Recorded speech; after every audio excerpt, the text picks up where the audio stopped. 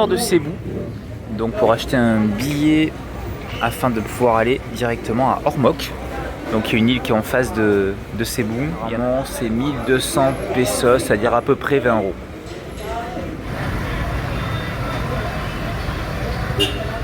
Aux Philippines, vous avez plus de 7600 îles.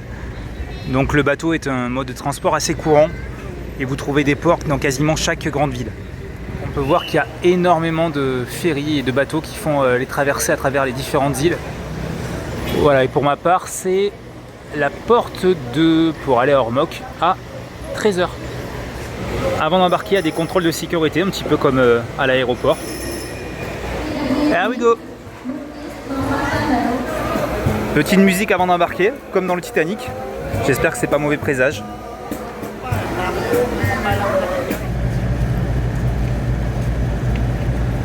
Je suis dans le bateau pour aller à Ormoc. C'est très surprenant parce que ça ménage un petit peu comme un avion. Et on va partir, j'allais dire on va décoller dans quelques minutes.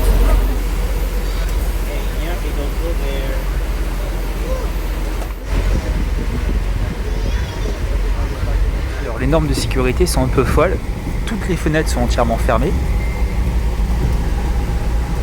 Et par ailleurs, la seule porte de secours est extrêmement petite et encombrée par les bagages. Donc autant dire que il faut juste prier pour qu'il n'y ait pas de soucis. En tout cas pour ta santé, on peut regarder le Roi Lion. C'est pas mal.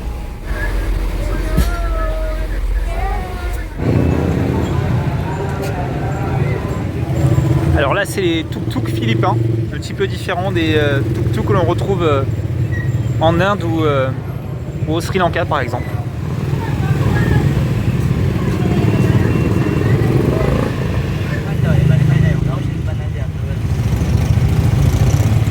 Alors c'est étonnant parce qu'il y a des hirondelles, mais il y en a des milliers, c'est des guirlandes d'hirondelles partout. C'est vraiment fou, dans toutes les rues. Je viens à l'instant de louer un scooter ici aux Philippines, donc à Ormoc. Le prix c'est 700 pesos. Ouais, difficile d'avoir un sentiment de liberté plus grand que celui-ci. Au milieu de la jungle, aux Philippines. Sur son scooter, c'est juste parfait.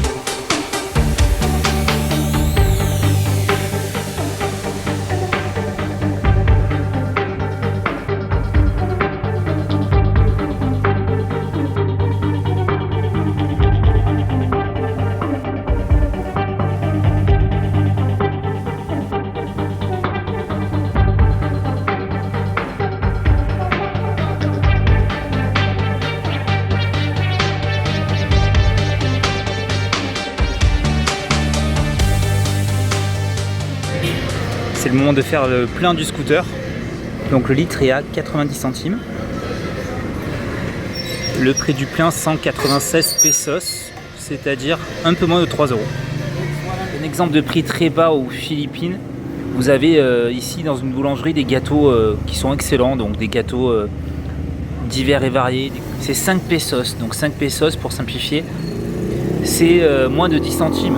Quelque chose de très surprenant ici aux Philippines, c'est qu'il y a des agents de sécurité un petit peu partout. Devant tous les magasins, vous trouvez des agents de sécurité. C'est assez symptomatique, j'imagine, de la sécurité relativement limitée qu'on retrouve ici aux Philippines. Vous pouvez voir une maison assez typique, c'est-à-dire faite de bois et de tôle. Et quelque chose d'assez courant que l'on voit ici aux Philippines, c'est que vous avez des affiches électorales sur les maisons directement. Donc il faut croire que les personnes affichent leur appartenance politique. Et donc vous pouvez voir effectivement ce village. Alors on voit que les maisons sont très rudimentaires, mais les gens ont l'air heureux.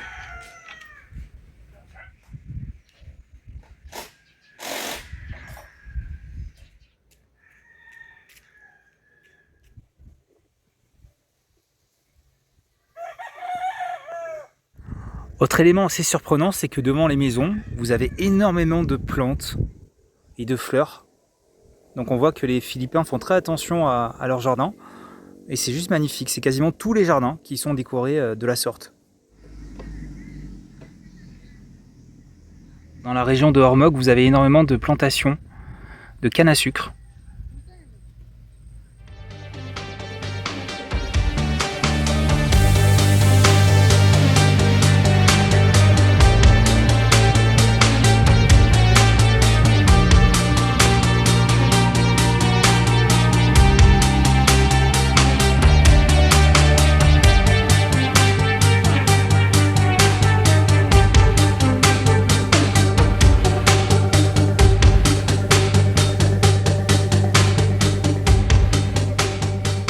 Philippines, ils adorent les karaokés, donc on va quand même tester ça. Donc je vais louer une salle de karaoké. Alors je vais chanter tout seul, mais c'est pas grave, c'est une expérience.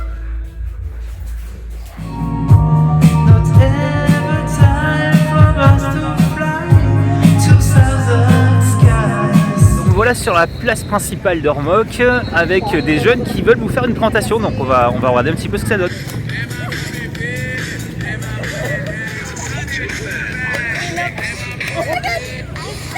Aux Philippines, vous pouvez trouver des gens qui chantent tout le temps. Ils sont toujours en train de chanter, donc c'est très drôle.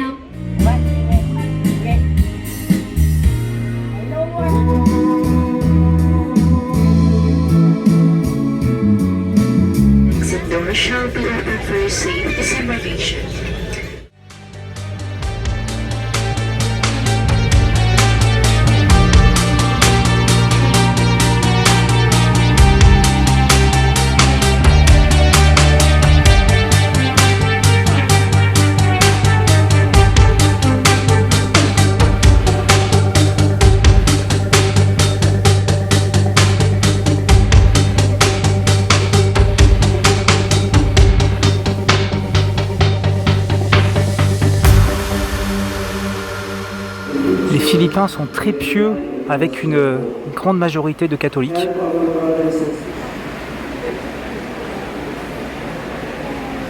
Devant les cimetières, vous avez des graveurs qui réalisent eux-mêmes les plaques pour les pierres tombales. Je suis maintenant dans un cimetière philippin, donc à Cebu plus précisément. Et il faut savoir que malheureusement, la pauvreté est tellement importante que parfois vous avez carrément des familles qui habitent dans les tombes. Vous avez des personnes qui vont dormir le soir ici. C'est malheureusement un exemple de la pauvreté extrême qu'on retrouve parfois aux Philippines. Donc il y a beaucoup de street food dans les villes aux Philippines. Donc là par exemple je suis à Cebu et vous pouvez effectivement manger ou boire un petit peu partout. Comme d'habitude, je donne un exemple d'hôtel pour connaître un petit peu les prix pratiqués. Ici on est à Cebu et c'est 18 €. Une chambre ma foi plutôt sympa. Hello, very good hotel. Atterrissage maintenant sur l'île de Palawan.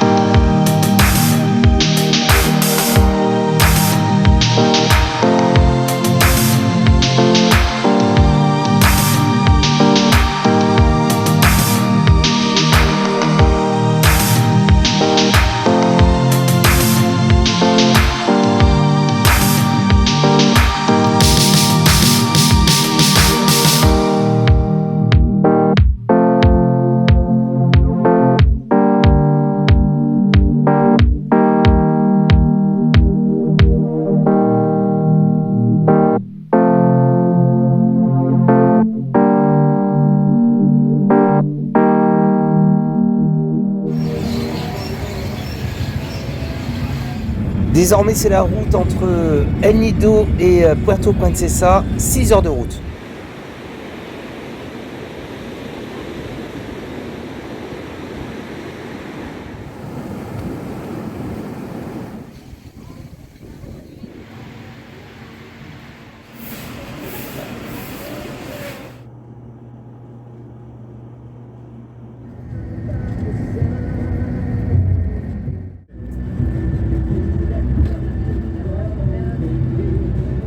Toutes ces jeeps qu'on voit dans Manille notamment sont des jeeps qui sont hérités de la colonisation des Américains. Les Philippins ont finalement conservé ces véhicules militaires et les utilisent désormais en taxi.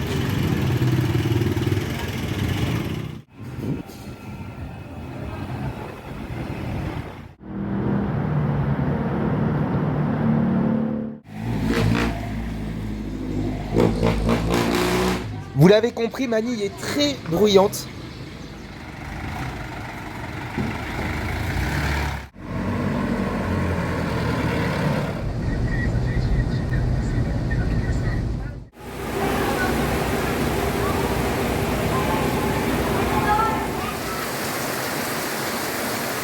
Maintenant, je fais une balade à côté de mon hôtel, dans un bidonville. Là, je me promène en plein typhon. C'est le déluge, comme vous pouvez voir.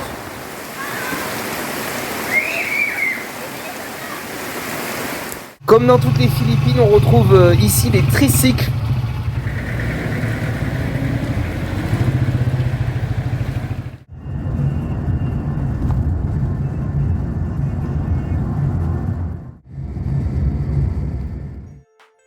Évidemment, les Philippines, c'est avant tout des plages magnifiques, notamment El Nido et Coron. C'est plus largement une nature extrêmement variée avec des milliers d'îles. La population est généralement très bienveillante et accueillante. Et vous apprécierez la nourriture locale, simple mais efficace. Mais pour être honnête, difficile de ne pas mettre en évidence également des points négatifs, parfois rédhibitoires. C'est le cas de la saleté très présente aux Philippines. C'est également un pays extrêmement pauvre avec beaucoup de bidonvilles et de maisons très précaires. Le climat est également une difficulté majeure puisqu'il y a énormément de précipitations et notamment des typhons entre juillet et décembre. Et enfin, la condition animale est catastrophique. Vous verrez malheureusement régulièrement des chiens et des chats dans des situations extrêmement compliquées. Vous l'avez donc compris, le bilan est relativement mitigé. C'est un pays à la fois extraordinaire avec des gens qui méritent d'être connus, mais les difficultés économiques, écologiques et climatiques sont majeures.